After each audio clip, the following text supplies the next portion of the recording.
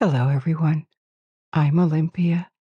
Thank you for being here with me in this wonderful place called Lights Out Library. And I have a great story to tell you. More than 2,000 years ago, the Romans captured, sacked, and completely demolished the city that had once threatened their very existence, Carthage.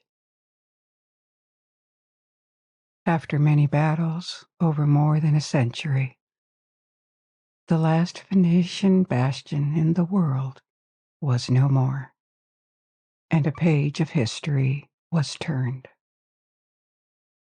In modern Tunisia, and it had been one of the largest, most advanced, and most influential cities of the ancient world. But its history had started far from the shores of Tunisia, and long before Rome even existed. Far to the east, in the Levant, this is the page of history we are going to explore tonight. You certainly have heard of Phoenicia, an ancient civilization from the Middle East oriented towards the sea that dominated trade in this part of the world 3,000 years ago and founded colonies all around the Mediterranean Sea, including Carthage. The Phoenicians hold many mysteries. For a long time, they were considered almost a lost civilization because of relative lack of written records about them. We will see why. And that's a paradox because the Phoenicians made many contributions to the advancement of culture and techniques. They had the world's oldest known alphabet.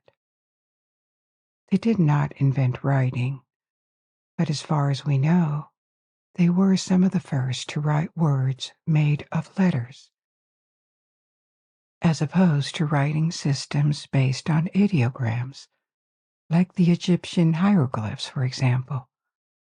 They influenced the Hebrew, Arabic, and Greek alphabets, and in turn, the Latin alphabet that we use all the time. But this is just one thing among many others we will discuss tonight.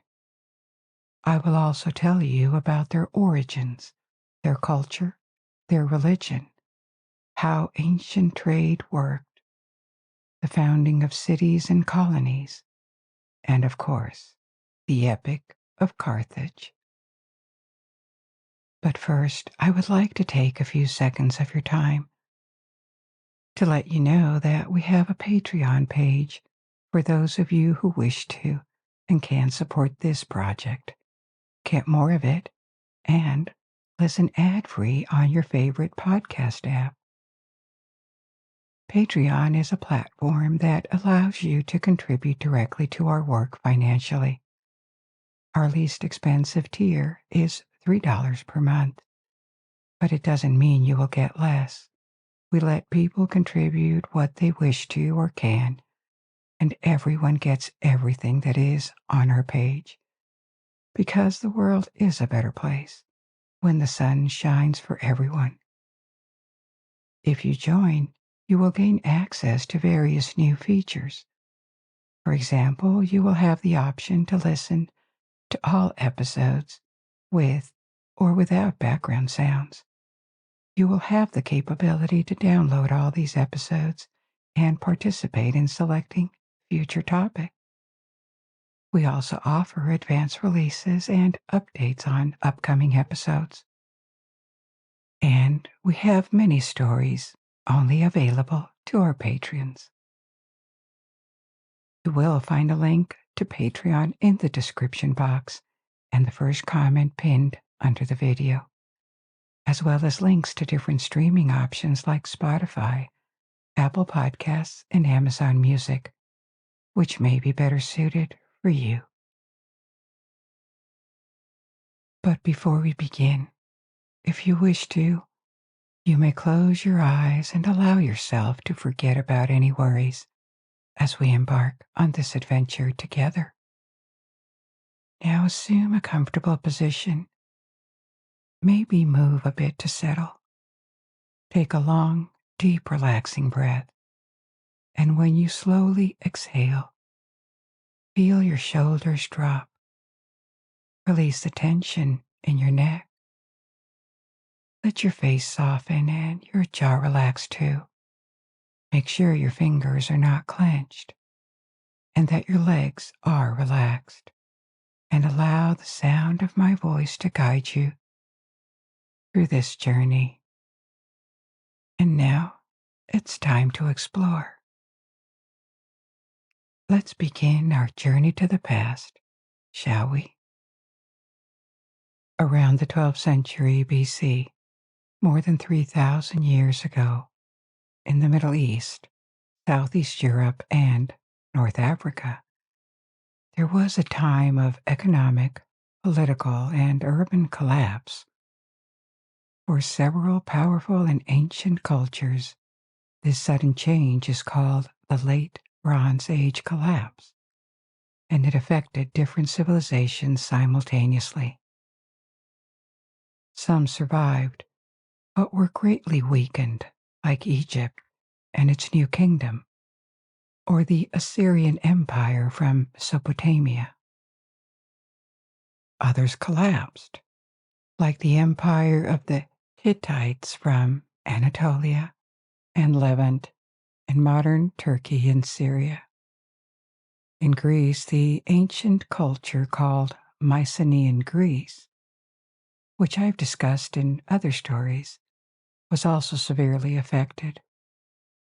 Large cities and towns that were the centers of the economy declined dramatically, and life became organized around small, isolated villages. This lasted for several centuries, a period that has been called the Greek Dark Ages, before Greece began its cultural rebirth. It built its cities and developed the classical culture that made it so influential. The reasons for this late Bronze Age collapse are not well understood. There are multiple possible explanations, including volcanic eruptions, droughts, changes in military technology, as ironworking would have begun to appear at this time, possible invasions or migrations, most probably wars, and maybe a combination of these different factors. What we know is that suddenly, over 3 or 4 decades, states and cultures that were flourishing in this part of the world all declined simultaneously. I am telling you this because even though the late Bronze Age collapse was a leap backward, it was also a transition phase, and new cultures or peoples emerged from it, either because they were liberated from others' dominance, or they were better adapted to the new times that were beginning. This was the case with the Phoenicians. As the Egyptians, the Mesopotamians, the Anatolians, and the Greeks that surrounded their region of origin were losing their political structures and becoming unable to project their influence, culture, trade, or armies. The Phoenicians rose to prominence for about 1,000 years, with periods of expansion and decline. Their maritime network spread all around the Mediterranean Sea, making them some of the most skilled and wealthiest merchants and mariners of antiquity. So it is during the 12th century BC that the Phoenicians emerged as an advanced independent civilization and original society. They benefited from the decline of their neighbors, but they were there long before, in a coastal region centered on modern Lebanon, extending to Israel and Palestine to the south, and Syria to the north. The Phoenicians belonged to a group of people called Canaanites, the people that lived in Canaan, a term familiar to readers of the Bible. But what is Canaan exactly?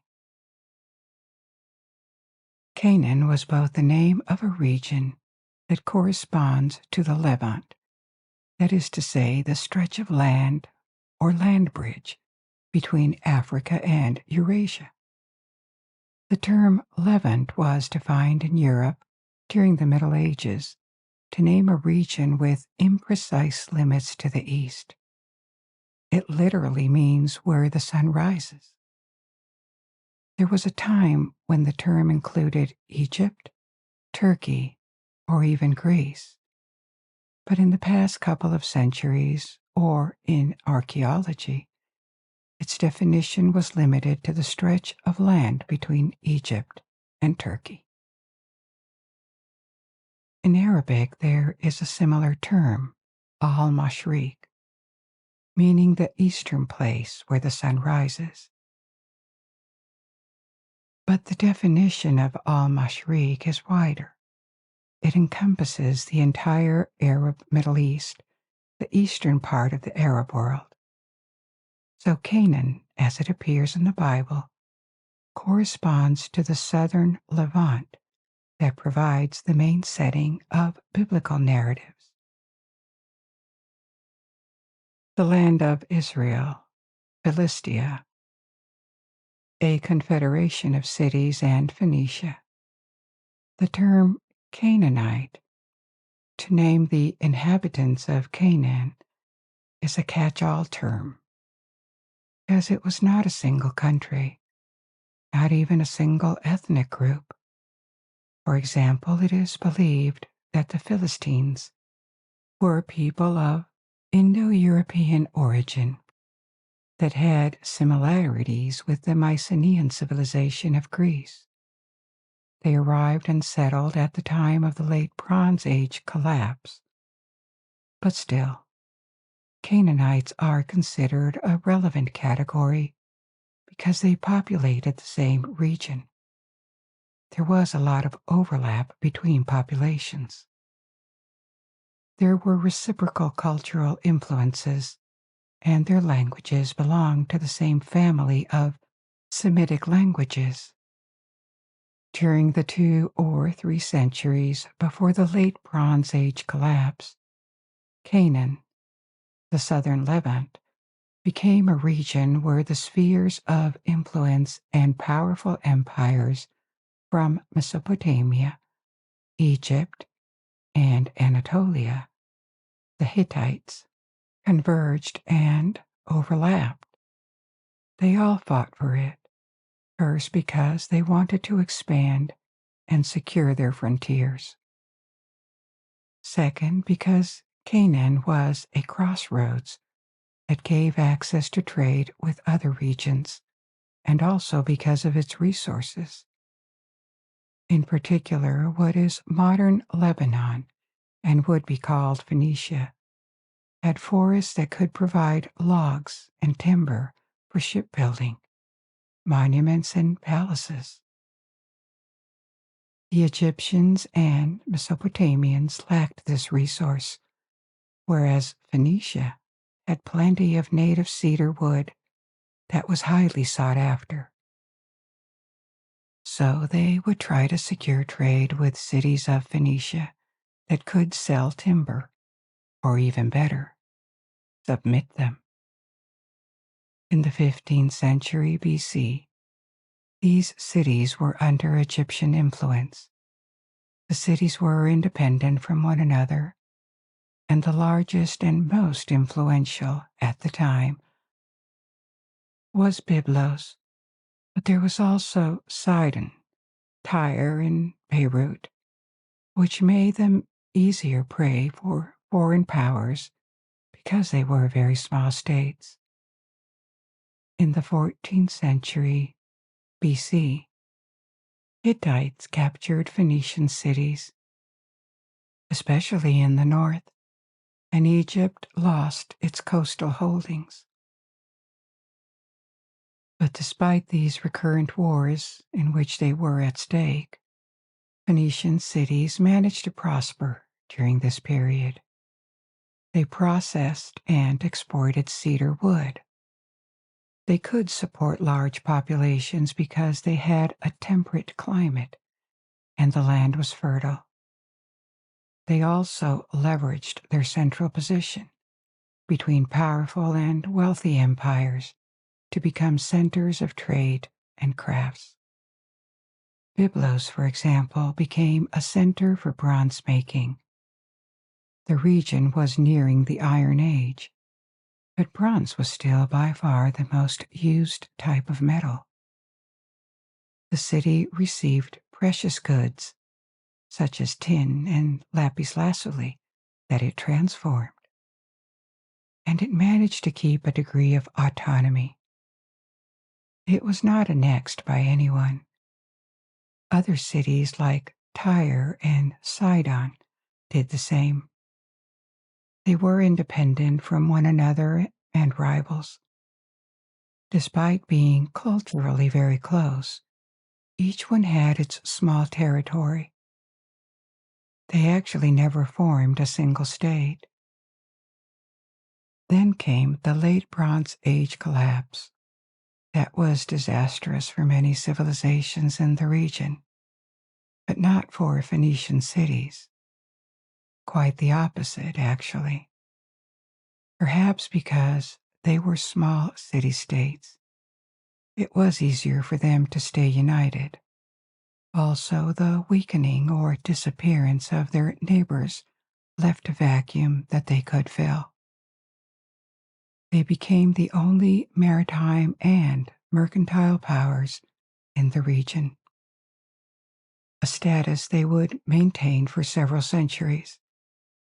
They also helped the Mediterranean economy recover in the 11th and 10th centuries BC, after the collapse. For example, they re-established long-distance trade between Mesopotamia and Egypt that had been lost. This period of emergence as an original and independent civilization is sometimes called the Phoenician Renaissance. But instead of staying in the corner of the Mediterranean Sea, Phoenician cities became more and more outward-looking. The collapse of all main powers in the east of the Mediterranean had left them with an opportunity to expand to the west as maritime and trade powers, and they used it.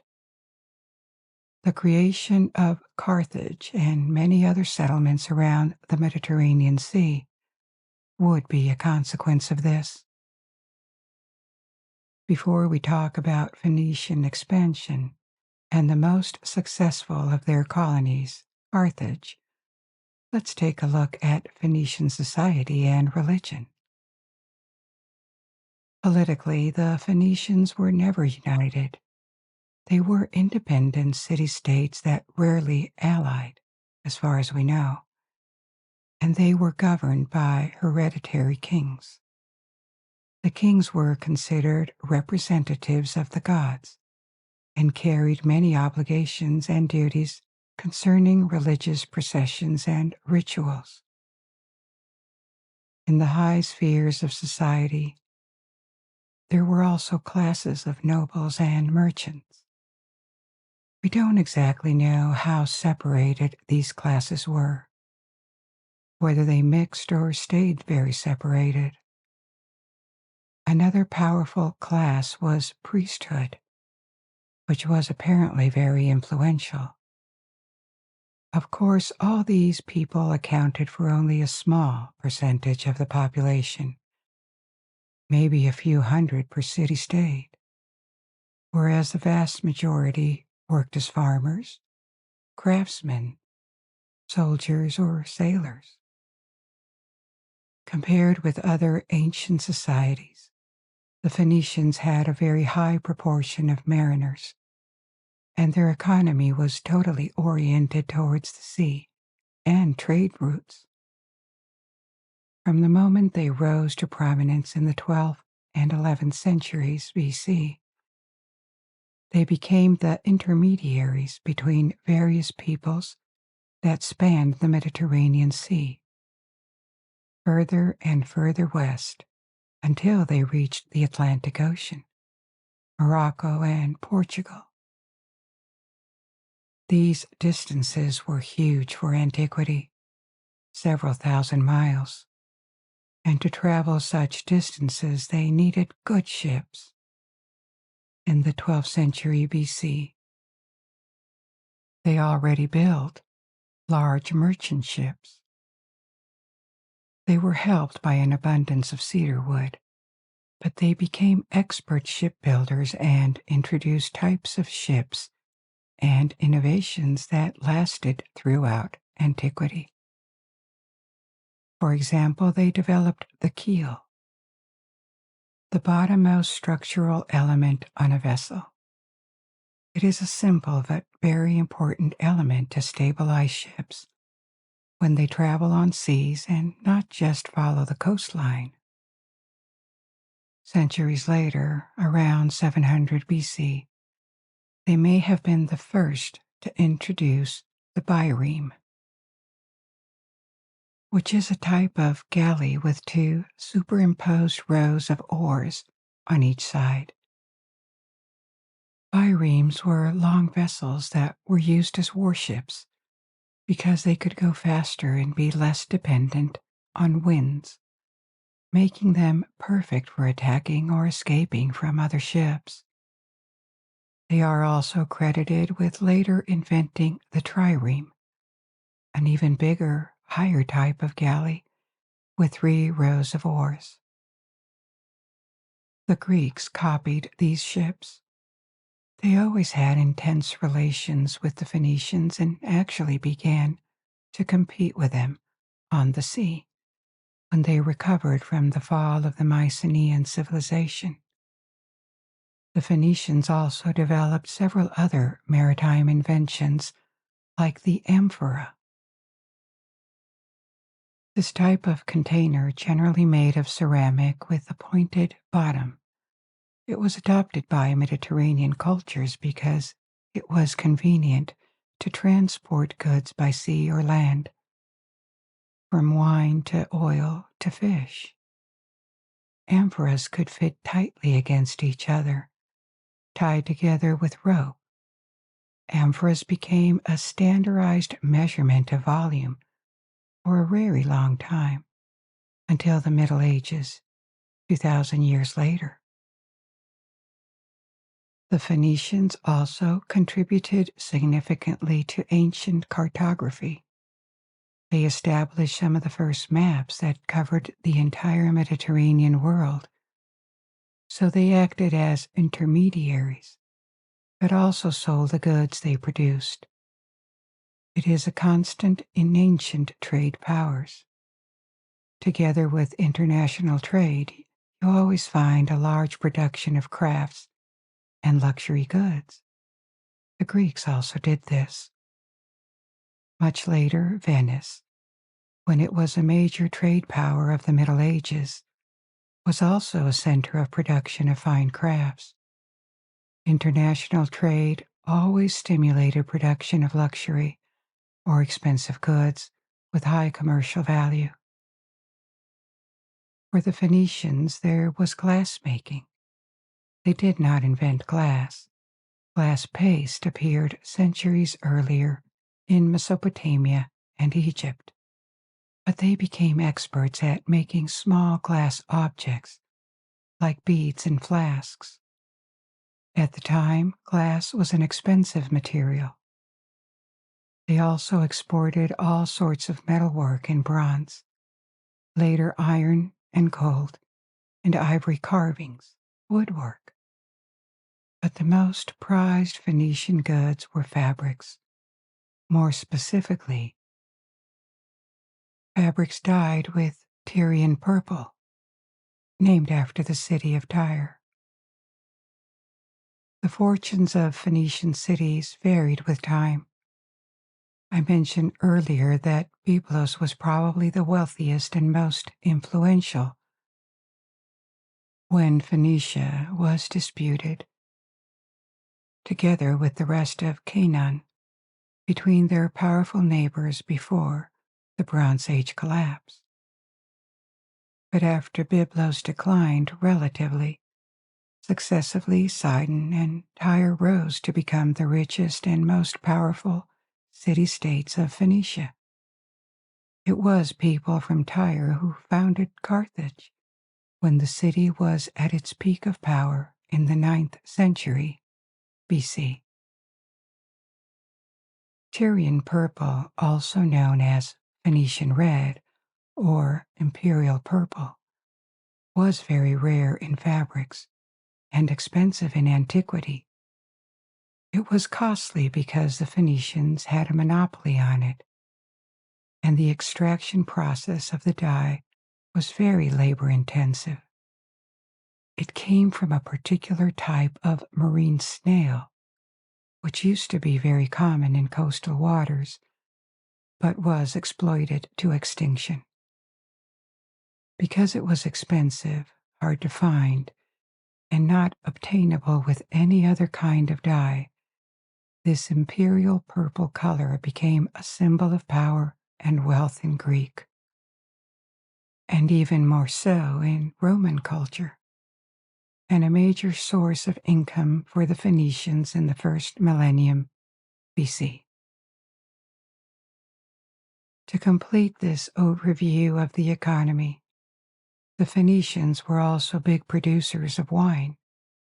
They helped propagate its consumption all across the Mediterranean. They founded colonies near mines like in Cyprus, which had copper, and in Sardinia, and as far west as Spain, which in antiquity was a major source of metals for the Phoenicians and later the Romans. Spain had gold, iron, copper, tin, and lead. These colonies were generally small, most of the time no more than 1,000 inhabitants, and they worked as trading posts. The only exception, and it's a big one, would be Carthage. In general, the Phoenicians did not have the numbers or the intention to create a large empire with many territories. What motivated them when they created colonies was control of trade routes, proximity to places where resources could be extracted or sold, and increasingly, competition with Greek cities. Greece lost its first cities of the Mycenaean period following the late Bronze Age collapse. The population had declined, and people in Greece, after the collapse, started living essentially in small villages. But in the first millennium BC, the Greeks progressively re-emerged as an urban civilization, also organized politically around city-states like the Phoenicians, and also very outward-looking, willing to explore the Mediterranean and establish a presence everywhere.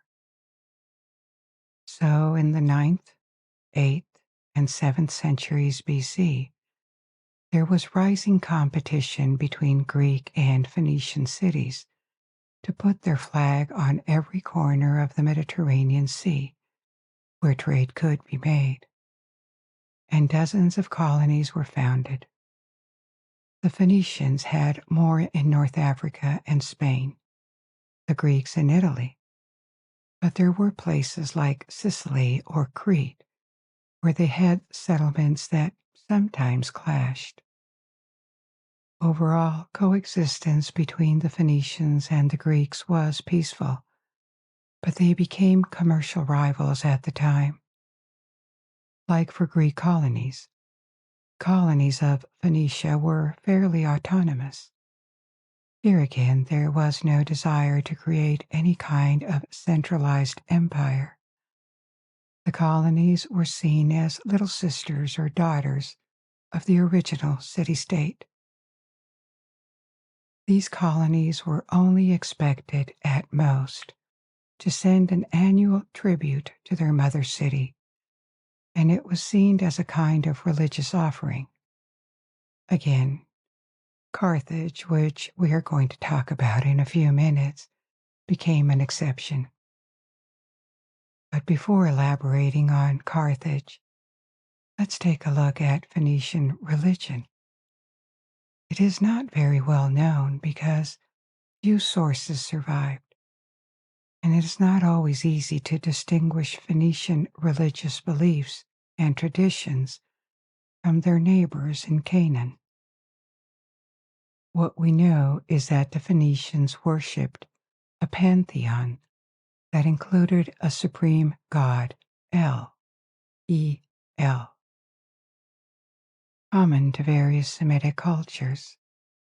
Another major deity was El's son, Baal, which meant master or lord. There were other deities like Melkart or Adonis, but we really don't know whether these were different names for the same gods or if they were different entities with different local names. The most important goddess was Astarte, sometimes called Ashtarte, which is how the ancient Greeks named her. This goddess was related to Ishtar from Mesopotamia. Because of its importance in the history of the Mediterranean, the Phoenician civilization is often studied primarily through the lens of trade, maritime activities, and the influence of Carthage. But the Phoenicians were also intensely religious. As I mentioned earlier, that their kings served as religious leaders, and priests held strong influence in society. Interestingly, there was no clear distinction between the payment of taxes and religious offerings. Both were seen as ways of honoring one's city and the divine in general. Phoenicians of all social classes made many votive offerings to their gods. A votive offering involved leaving an object in a sacred place, a temple, with no intention of recovering or using it later. This practice was widespread in ancient societies as a means of gaining favor with supernatural forces, and it continues in various religious practices today. These offerings often included objects like pottery vessels or small figurines, specifically crafted for religious purposes as votive offerings. Hundreds of such figurines have been discovered in Phoenician ports. It is believed that rituals were performed on ships before departure, during which figurines or other ceramics were cast into the sea to ensure safe travels. While not a common practice, it seems that child sacrifices did occur during times of despair or for certain ceremonies. This practice also existed among other Canaanite cultures and was one of the practices that were later severely condemned in both the Hebrew and then in the Christian Bibles. The high point, the peak of Phoenician cities in the Levant, was between 1200 and 800 BC, when they were independent and completely dominated trade. They did not disappear after that, and kept their culture and relevance in trade for several more centuries, but they started to be faced by the rise of new empires that they just didn't have the size and population to resist. and so they fell under the sway of foreign rulers who reduced their autonomy. In the 9th century BC, the Assyrians from Mesopotamia began to conquer Phoenicia, and they forced Phoenician cities to pay heavy tribute in money, goods, and natural resources like metals and wood. A century later, all cities except Byblos and Tyre were annexed by the Assyrians. Some cities revolted, but their rebellions were suppressed, and the Phoenicians never managed to fully recover their independence. The Assyrian Empire collapsed, but was quickly replaced by the Babylonian Empire, and the Babylonians also put Phoenician cities under their vassalage. When the Babylonian Empire crumbled due to the rise of the Persian Empire, the Achaemenid Empire, the Phoenicians had lived under pressure from foreign powers for several centuries. Instead of revolting, they found agreements with Persians. They yielded themselves to Persia so they could pay tribute and provide the Persians with a powerful fleet in exchange for a high degree of autonomy. When Persia went to war with Greek cities in the 5th century BC, the Phoenicians provided most of the Persian fleet. Culturally, they kept their specificity for the entire Persian period until the 4th century BC. At this point, they were still relevant in trade, but were completely surrounded by Persian territories and faced tough competition from the Greeks. However, on the other side of the Mediterranean Sea, the colony of Tyre, at the time the largest and wealthiest Phoenician city, had had an extraordinary development. It is time to talk about Carthage, an ancient city whose exact founding date remains uncertain, but was most likely established by the 9th century BC. This period marked the height of the Phoenician commercial dominance, though they faced pressure from the Assyrians, who forced them to pay tribute. This pressure accelerated the founding of more colonies around the Mediterranean Sea. Because many people from Sidon, Byblos, or Tyre, Carthage was a colony of Tyre, were willing to relocate to avoid paying heavy taxes to foreigners, Tyre had been particularly active in developing its commercial web in the western Mediterranean, especially in North Africa. At its western extent lay Iberia, modern Spain, and Portugal, with its valuable metal resources. And Tyre had established its presence on islands like Sicily, Sardinia, and the Balearic Islands. The site of Carthage was probably chosen for several strategic reasons. It was located on the central shore of the Gulf of Tunis, providing easy access to the sea while being shielded from violent storms common in this part of the Mediterranean Sea. Its proximity to the Strait of Sicily was strategically important, as any ship traveling between the eastern and western Mediterranean had to pass near Sicily. Strait of Sicily is a bottleneck. On top of this good strategic allocation, this site offered numerous advantages.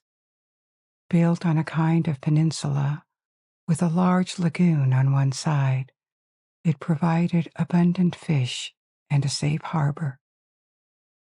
The peninsula connected to the mainland via a single narrow strip of land and featured defensive hills. The surrounding fertile land could support a large population. Due to its favorable location, intense trade activities, and because Carthage was about halfway between Spain and Phoenicia, near important islands like Sardinia and Sicily.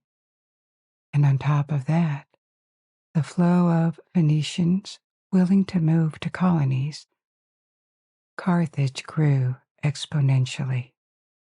Unlike other colonies that remained small, with just a few hundred inhabitants, Carthage's population grew from 0 to 30,000 people within a century during the 8th and the 7th centuries BC, a high number for the time. And meanwhile, its mother city Tyre declined in the 7th century, particularly due to wars with the Babylonians and multiple sieges. Carthage flourished, though its inhabitants maintained their Phoenician culture. They became so successful and independent that they began identifying as citizens of Carthage rather than Tyre. Unlike other colonies that relied primarily on trade, Carthage diversified its economy. It processed raw materials, produced crafts, generated substantial food supplies, and became a trade hub between Africa and the Mediterranean world. The city traded in luxury goods including ivory, ostrich eggs and feathers, gold, plenty of food, and wine. The Carthaginians developed a distinct Punic culture, with Punic being the Latin equivalent of the Greek term Phoenician.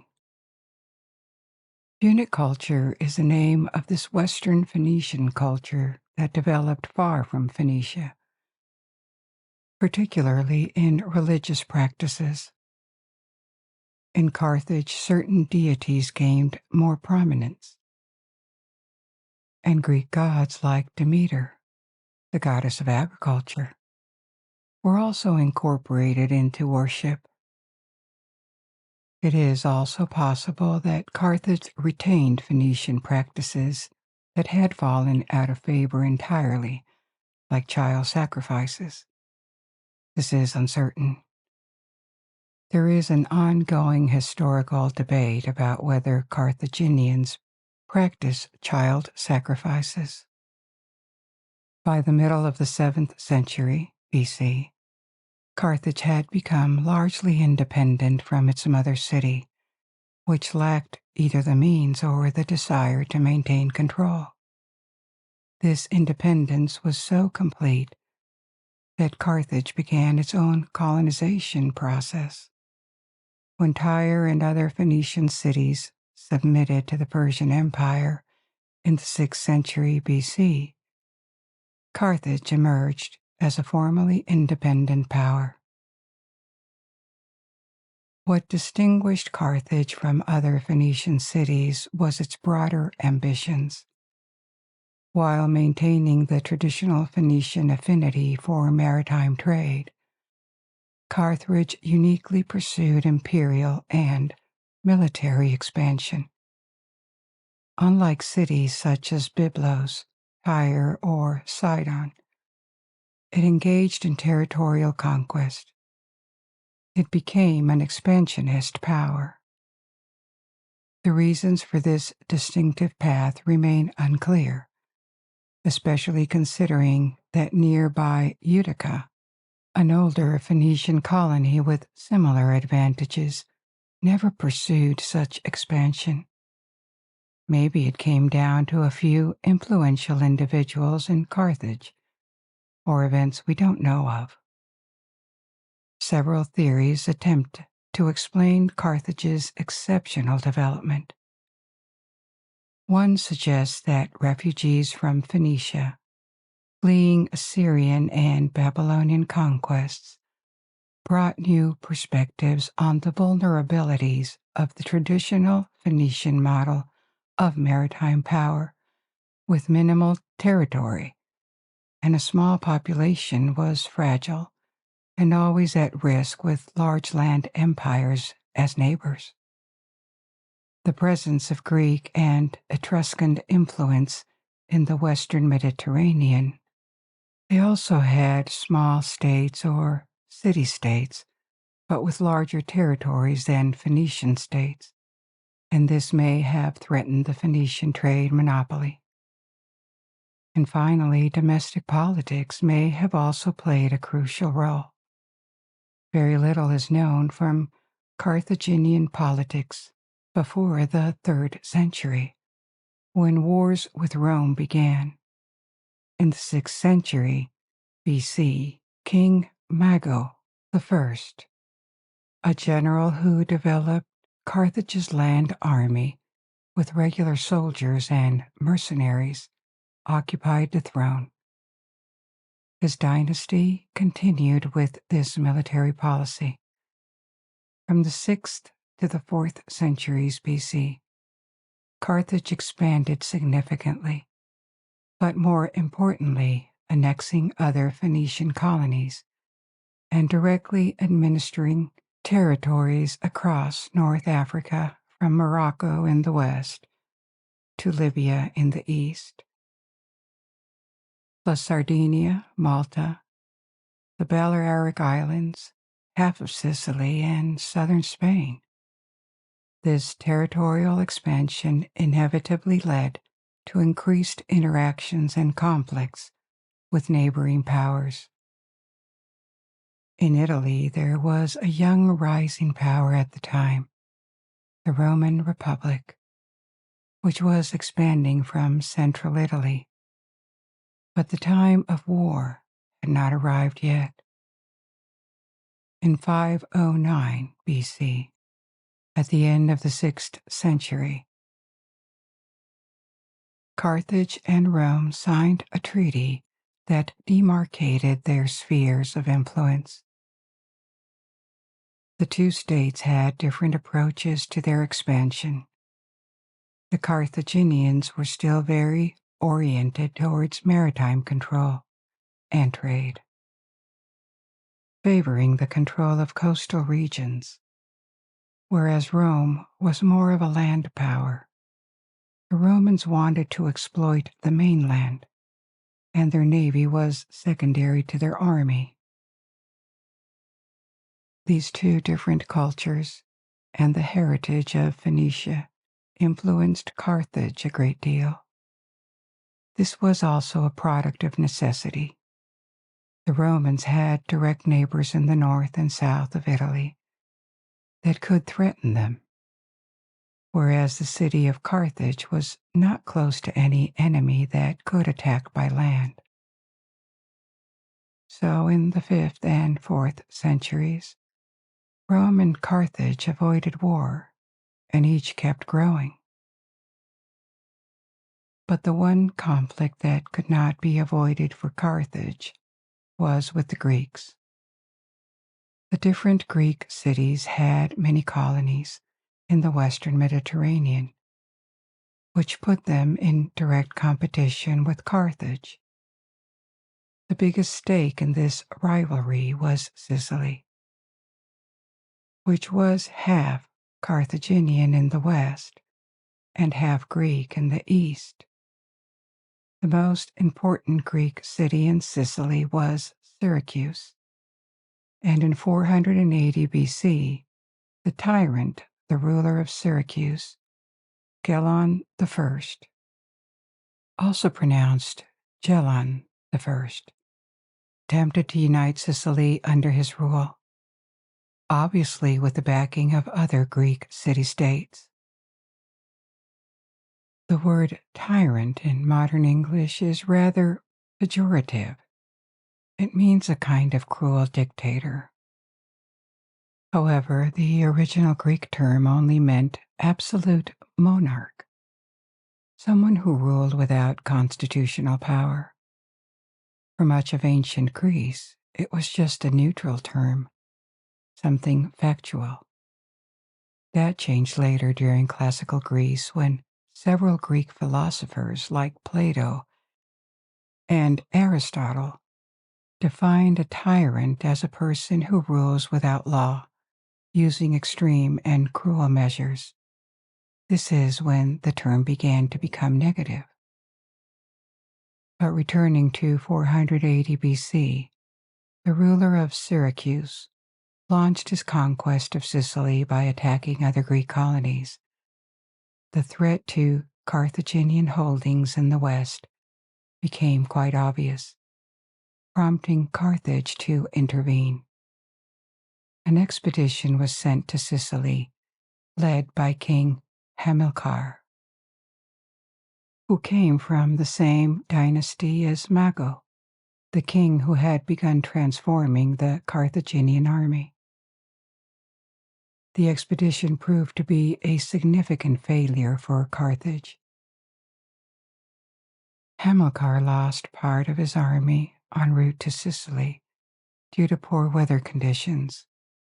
When the two armies finally met, the Greeks won a decisive victory, and Hamilcar perished. This created a power vacuum in Carthage, leading the city's nobles to sue for peace. After this war, Carthage was left with only a marginal presence on Sicily's coast. But the most significant consequence was a political turning point. Monarchy disappeared, and the elite of nobles and traders established an oligarchic republic in Carthage. This new model more closely resembled the Roman Republic, where assemblies of noble and common people had the power to constrain their rulers. Despite this major political change, it was merely a temporary setback for Carthage.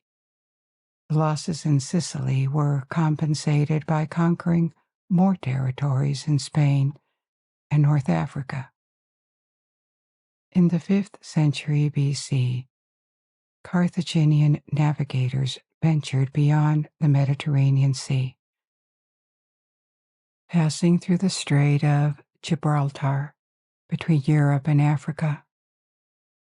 While they weren't the first to explore this region, which had been mapped for centuries, but they pushed further than their predecessors.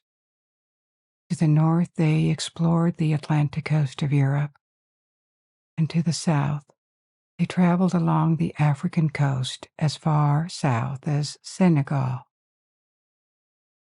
This was a remarkable achievement. For comparison, Spanish and Portuguese navigators of the Middle Ages would not venture so far south, and it wasn't until the 15th century, some 2,000 years later, that Portuguese explorers dared to match this feat. The Carthaginians never managed to reconquer all of Sicily. They attempted a second Sicilian War 70 years later, after the first one, and a century later there was a third. But these conflicts always ended in a stalemate. Despite all its wealth and undisputed control of the western Mediterranean Sea, a greater challenge was yet to come. The rising power of the Roman Republic to the north. By the beginning of the 3rd century BC, Rome had expanded significantly. It had secured its frontiers in northern Italy and gained territories towards the south. Rome was definitely an expansionist power, as was Carthage, and the western Mediterranean was not large enough for both powers.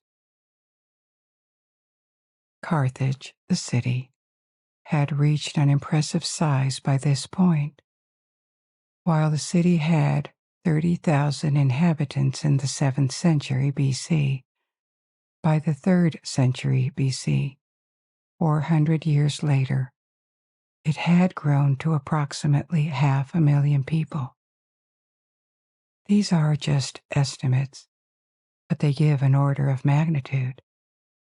And these estimates suggest that Carthage was not only the largest city in the Mediterranean world at the time, but possibly in the entire world. Though few contemporary descriptions of the city exist, we know Carthage had powerful walls, palatial homes for wealthy traders and nobles, temples, probably public buildings like baths, and bustling markets throughout. The port was enormous. There are many descriptions of countless commercial vessels, probably hundreds, owned by the Carthaginians. They were renowned from Italy to Greece to even Phoenicia and the Middle East for their mercantile skills and wealth. But Carthage was not just a mercantile culture. It also had emphasized agriculture, which was less common in Phoenician culture. For miles around the city, there were numerous farms, orchards, and vineyards with large private estates, as described by travelers from Rome and Greek cities. The Carthaginians enjoyed a rich material culture, consuming both locally produced luxury goods and items from distant regions like the Middle East, Greece, and even sub-Saharan Africa on the other side of the Sahara. After losing the First Punic War with Rome, Carthage embraced agriculture and industry even more intensively to compensate for lost territories overseas. The war was triggered by Carthage's military intervention in Sicily, which led to Carthaginian forces being present in the Strait of Messina, the narrow channel between continental Italy and Sicily. This brought Carthage closer than ever to Roman interests on the Italian mainland, prompting an immediate Roman response, attacking the Carthaginians. This started the First Punic War, which is to say the first war between Rome and Carthage, which began in 264 BC, with both powers at their height. Carthage probably held advantages in naval power and wealth, while Rome possessed superior manpower and a well-organized, effective land army.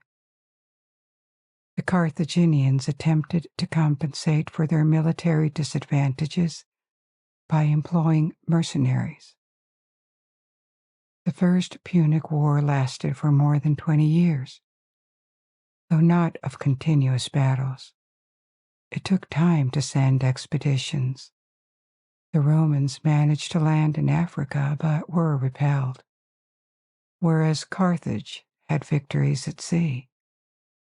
However, Carthage subsequently suffered a string of defeats that forced it to sue for peace. To make matters worse, it faced a large mutiny of its employed troops and uprisings in African settlements, resulting in a kind of civil war. When this ended, Carthage could stabilize its situation,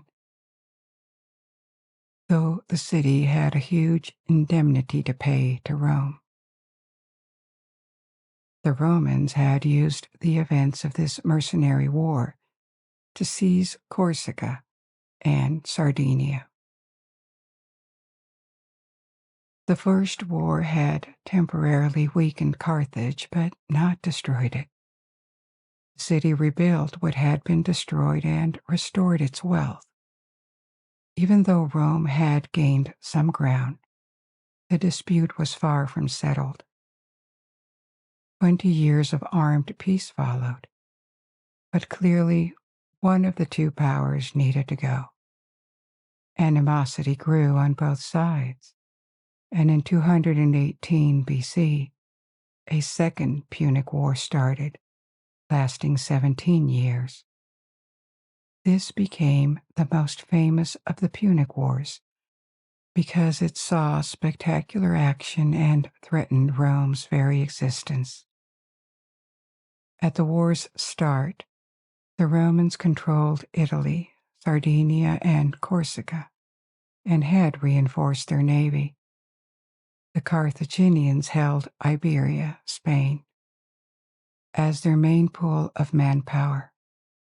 Their army was very diverse, comprising various North African peoples, Spaniards, ethnic Phoenicians, and a large cavalry composed largely of Numidians, people from what is now eastern Algeria. Renowned for their horsemanship, the Carthaginians also employed North African elephants, which went extinct during antiquity, as assault units and for their psychological impact on infantry. They were terrifying to infantrymen who made the bulk of ancient armies. The most famous episode of this war was the surprise journey of the Carthaginian commander-in-chief, Hannibal, who led an army of tens of thousands by land from Spain to Italy, crossing the Alps in a seemingly impossible feat for such a large army and its elephants. Entering northern Italy with Gaulish allies, Hannibal won several victories against the Romans, including one of antiquity's largest battles, the Battle of Canaan, where the Romans were crushed despite superior numbers. When they saw this, several Roman allies subsequently switched allegiance to Carthage. Hannibal was in Italy, and the situation appeared critical for Rome. It wasn't entirely favorable for him either. His army suffered from attrition as time passed, and the war in Italy lasted a decade, during which the Romans refused to concede, instead utilizing their large manpower pool to field even more armies. The Romans demonstrated superior siegecraft capabilities, allowing them to recapture cities more quickly than Hannibal could take them. While managing to contain Hannibal in Italy more or less, they simultaneously dispatched an expedition led by General Scipio Africanus to Spain, effectively ending Carthaginian control there. The final confrontation occurred near Carthage at the Battle of Zama, where the Romans, again led by Scipio, defeated the Carthaginians decisively. The war was lost for Carthage. The Romans imposed harsh peace terms on Carthage for two reasons. Their intention was always to eliminate Carthage as a great power, and second, for retribution for the major devastation caused in Italy. And there had been a time, a few years earlier, before the victory, when the Romans could have been completely destroyed. Had Hannibal succeeded in taking Rome, Carthage might have entered another period of expansion, potentially preventing the rise of the Roman Empire. And the Roman Empire may have never existed. It is impossible to know. But in any case, Rome's victory established it as the dominant power in the Western Mediterranean, gaining all Carthaginian possessions, especially Spain, while Carthage was reduced to a virtual Roman client state, with only its North African territory. Though Carthage remains a large city after the Second Punic War, it had lost the foundations of its prosperity, its commercial network, its navy, which had been confiscated, and manpower was all gone. 50 years later, the Third Punic War saw Rome finally destroy Carthage. This conflict was driven by hawkish Roman senators seeking political and imperial gains, with Carthage's fertile agricultural lands in North Africa presenting an attractive target. There was still wealth to seize, and it was a profitable but low-risk operation for Rome. In 146 BC, using Carthage's conflict with Numidia as a pretext, Rome intervened in support of its ally, in reality to besiege and completely destroy the ghost of the biggest threat to Rome that had ever existed. We had left Phoenicia in the eastern Mediterranean when Persia had annexed the various cities or subjugated them. Phoenicia's fate had been sealed earlier, though Phoenician cities maintained their culture and commercial power under the Persian rule, but their independence ended permanently. After the Persians came Alexander the Great by the Greeks, and Phoenicia was one of the first regions he conquered. In Alexander's empire, and later its successor in Lebanon and Syria, the Seleucid Empire, Phoenician culture increasingly merged with Greek traditions. The arrival of Romans in the 1st century transformed the region into a province, where Phoenician culture gradually dissolved through Romanization, to the point of going extinct and no longer distinguishable. The province remained part of the Roman Empire for centuries, first under Rome proper and later under the Eastern Roman Empire, Byzantium.